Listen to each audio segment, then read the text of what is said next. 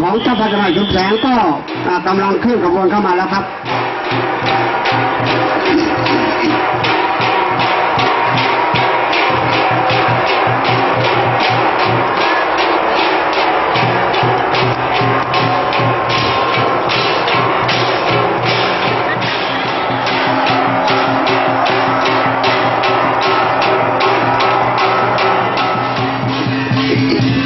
ขณะนี้คณะล่อโก้กำลังพ่วงเสียงนะครับ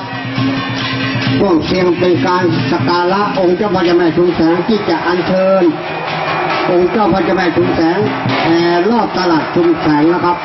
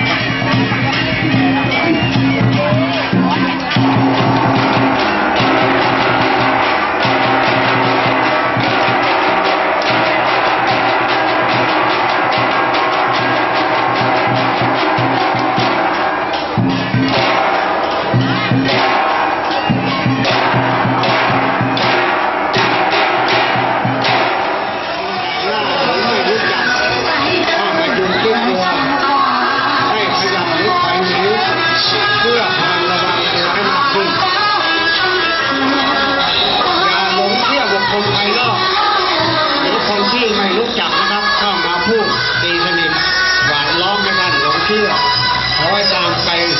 โดยเด็ดขาดข้อที่ 7ในกรณีผู้ชมการแสดงขบวนแห่